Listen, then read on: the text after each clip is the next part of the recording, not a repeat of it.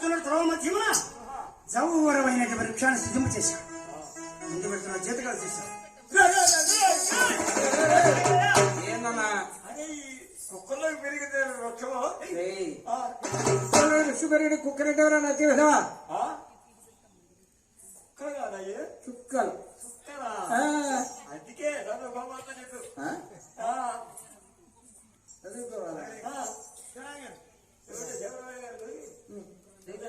అయ్యా శివరామయ్య గారు, ఆ రిక్షుడు ఎలా ఉన్నదో అదే విచిత్రంగా ఉంది. ఇంతకు ముందుకు వచ్చామే.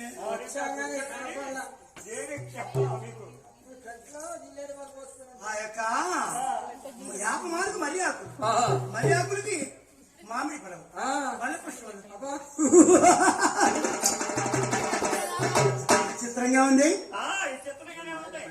రామయ్య ఈ వర్షం సమాహం అయిపోతుందా?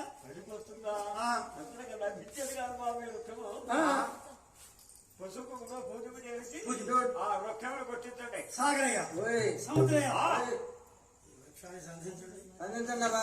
జీతగా పట్టుకొని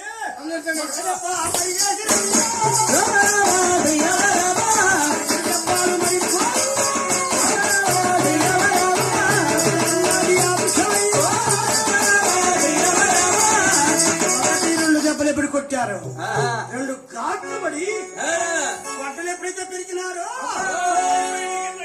2 ఘాట్ల నుండి సీము రక్తము కుంభించనయ్యా.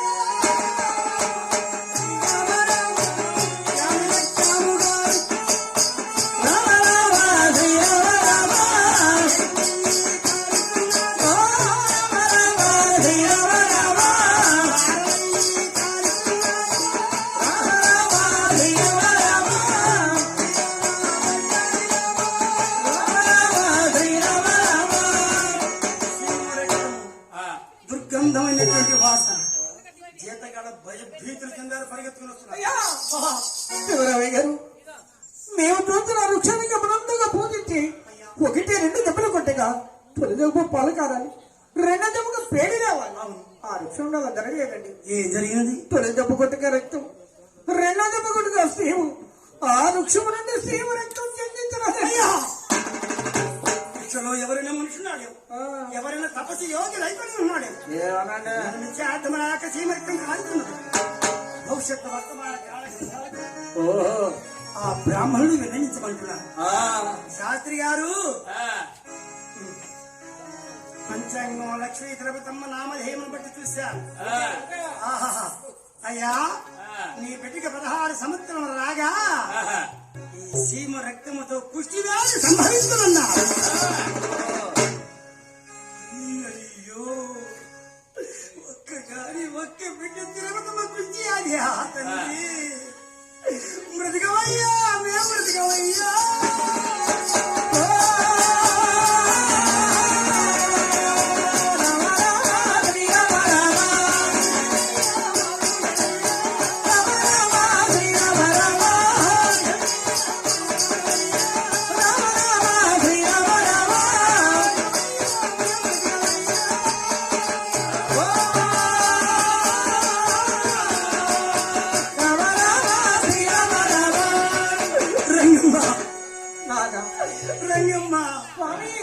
మన తిరుపతమ్మ కుష్టి వ్యాధి వచ్చినట్ట.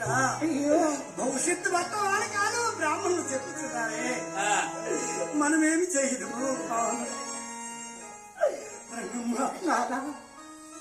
ఆ సేవ రక్త కార్యం వచ్చాడు పట్టుకున్నట్లయితే మన బిడ్డకి ఆ కుష్టి వ్యాధి రాజమొగ స్వామి. అవును వద్దు రాధా. అయ్యా బ్రాహ్మణుల ఆ సేవరక్తం ఇక్కడ రావాలే వృక్షాన్ని పట్టుకుని ఉన్నట్టు నా బిడ్డకి ఆది రాదు కదయ్యా. నాయన భవిష్యత్తు మాడదు, కొట్టిన వస్తుంది, కొట్టగా పోయిన వస్తుంది అంటున్నారు బ్రాహ్మణులు. తిరుపతమ్మా, బంగారు తల్లి కన్నీరు కాచుతున్నది అమ్మా. అమ్మా తిరుపతి, ఇంత చక్కని బాలగాది అది ఎలా వస్తుందమ్మా? కృషి వ్యాధిని కొట్టున్నా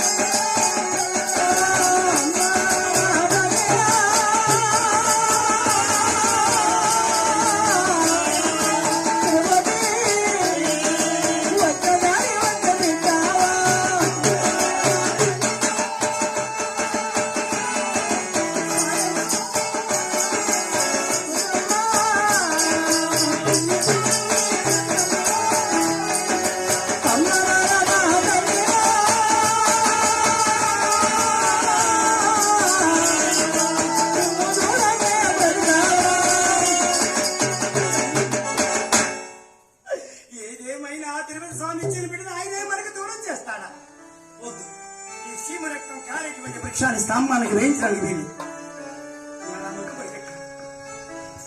శ్రీనివాస నీవే ఇచ్చావు ఈ బిడ్డని, నీవే కాపాడుతుంది. నా బిడ్డ తిరుపతిగా వ్యాధి రానట్లయితే ఈ తిరుపతిలో నీ ఎదుటిగా నా బిడ్డ పెళ్లి చేస్తున్నాడు.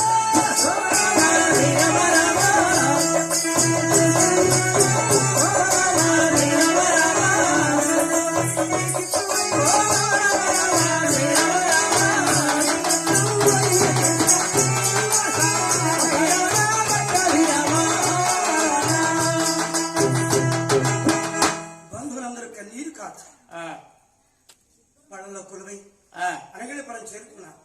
బంధువర్గ వారందరూ కూడా ఇంటికి చేరుకుని రంగమ్మ తిరుపతమ్మ జన్మించినటువంటి రోజున ఆ రోజే మన గోవు జన్మించిన కష్టం. ఆ గోవును కూడా ఎగరేశ్వరానికి వదిలేద్దాం. అలాగే జన్ని గోవుని పేరు కట్టి మాటలు కలిసే మంచి గోవుని పూల పందిరి నేను కట్టి వేసి కొబ్బరి టెంకాయ నీరు తాగు ప్రేమగా తాగుతున్నారు జన్ని గోవుని. తిరుపతి పరిస్థితి ఎలా ఉంది? ఎలా ఉన్నదండి? 7 మేడల్లో బంగారపు వీళ్ళు ఊగుతుంది లక్ష్మీ తిరుపతమ్మ. లేత మామిడి చిగురు దెబ్బలు తిరుపతమ్మ పాడాలి. ఎందుకంటే గాలికి పట్టుకుంటాం మేము అంత ప్రేమగా సాగుతున్నాం. బుజ్జిలను కనిపిస్తాం. ఒక్కగాని ఒక బిడ్డ. ఈ గ్రామానికి దగ్గరలో గ్రామం తమ్ముడు. ఏ గ్రామం ఉండేది? పేరుగాంచిన పిలిగంచి బ్రోలో రామ రామ దేవ రామ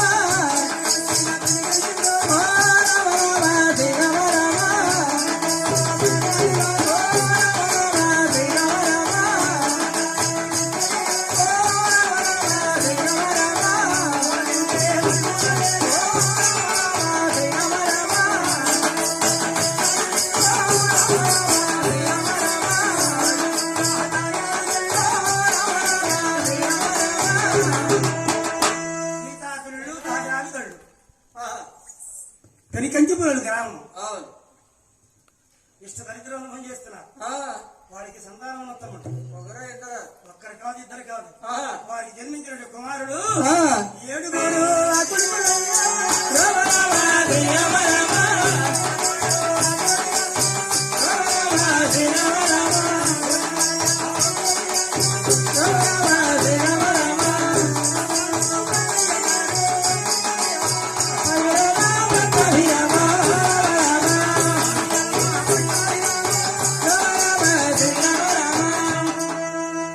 పెద్దవాడు గోపిరావు, రెండోవాడు 3, 4, 5, 6, చిన్నవాడు మల్లయ్య. పెద్ద కుమారుడు గోపిరాజు 30 సంవత్సరాలు పెళ్లి కాలేదు. ఒకనాడు ఎంకమ్మ చూసింది. మా ఆయనకి ఏం తెలియదు.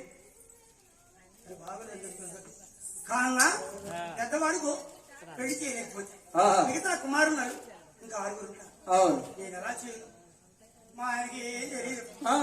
ఒకనాడు ఎంకమ్మ కృష్ణంలోకి వెళ్ళింది.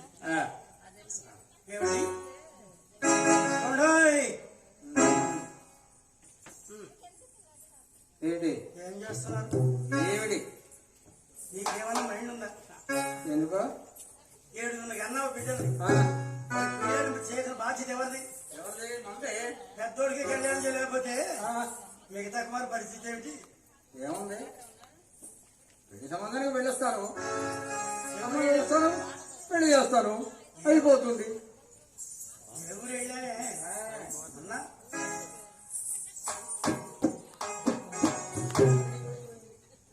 ముళ్ళపాడు వెడితే ఇవ్వనన్నారు. అవును, మన పరిస్థితి అలా ఉంది. ఒకటి ఉంటే రెండో పూట గడ్డేయమన్నది భోజనం. ఇక్కడ అక్కడ వెతకడం కాదు. స్వతంత్రం స్వర్గలోకం అంటున్నారు. మన్నయ్య ఉన్నాడు. ఎవరు? కొల్లా శివరామయ్య మేనరికం. స్వతంత్రం స్వర్గలోకం అంటున్నారు. అక్కడికి వెళ్ళి అన్నయ్యా మీ అమ్మాయిని మా అబ్బాయికి ఇచ్చి కళ్యాణం కానీ నేను అడుగుతాను. తప్పకుండా త్వరగా బండి కట్టండి పోయేద్దాం. భారీ మాటని బండి కట్టాడు కాక చూసావా? పేదవాడని ధైర్యవంతుడు కాక బండికి వాహనాలు కట్టాడు. అందు పెద్ద బండి కట్టాడు. పక్క ఎద్దు శ్రీరామ రామ